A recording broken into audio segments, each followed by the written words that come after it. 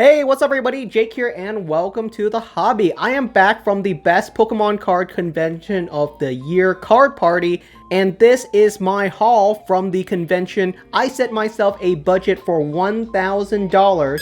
I think that's a pretty reasonable starting budget for this convention, and I think I kind of overspent. We're just gonna have to do a calculation on everything I picked up. Don't overthink the values on the cards too much because I love to barter and we definitely got some solid deals in here. So let's check out what I got from the Card Party convention.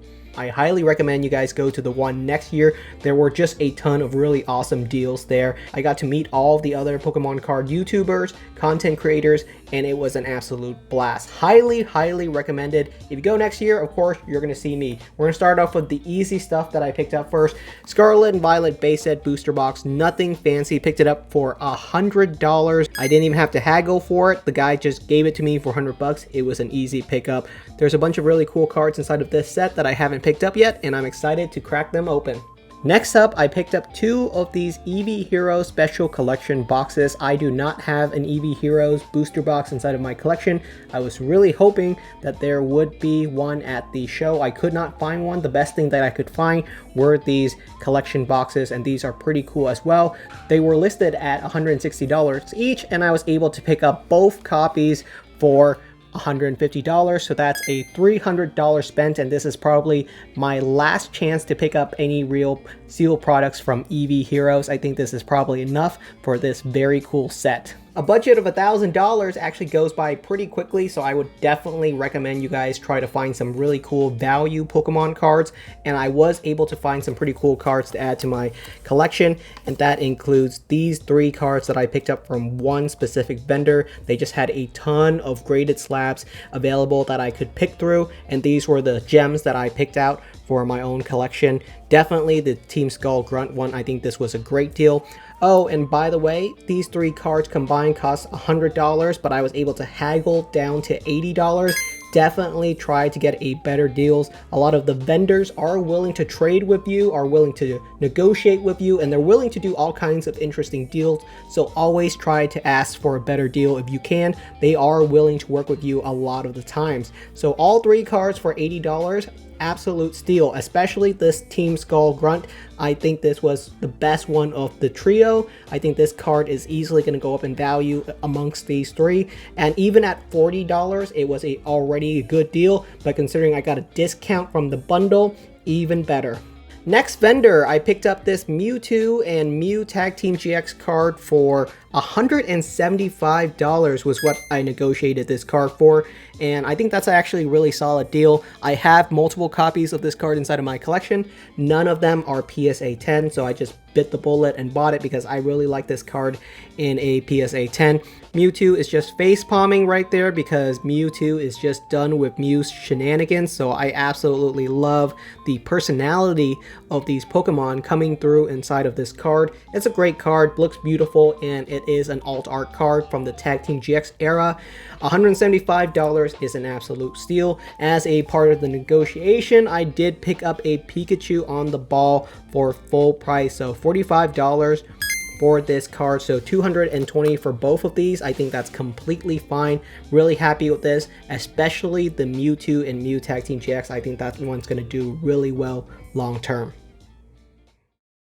Final card, we picked up a Blastoise in a PSA 5 condition from a very nice vendor. This card was listed at $55. I was able to negotiate it for $45. A Blastoise PSA 5 base set for $45 is an absolute steal. It's actually criminal what some of the vintage cards are currently going for. You can find Charizard cards, Blastoise, Venusaur from the Jungle Fossil and earlier series. All of these amazing cards are going for such cheap prices. It's actually insane right now. So if you're someone that is a vintage collector, you can find some insane deals on vintage right now. If you've been waiting for a price crash on vintage cards, you are at it. This is probably bottom of the barrel prices on these cards.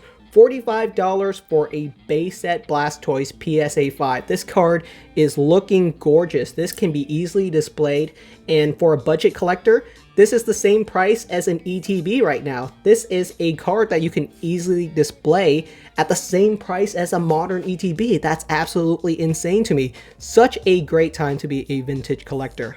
Final item that I picked up, and we have a little bit of a wild card. I am not sponsored by this company, but I picked up 2 of these mystery boxes. These are some of the more expensive mystery boxes that I've purchased. These were being listed at $200 per box at the Card Party convention, and I negotiated these for $350 for both. I love bundling. We got ourselves a $50 discount. So that's pretty much everything I purchased from the Card Party convention that was actual Pokemon cards. Some really cool stuff. I think $1,000 is a reasonable budget for this kind of convention.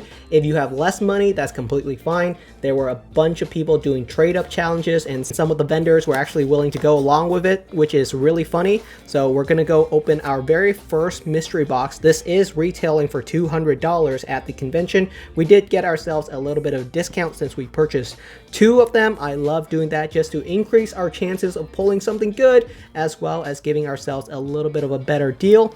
So, well, that was a little bit anticlimactic. It's just another item inside of here. I was really worried that we were going to see something crazy in here.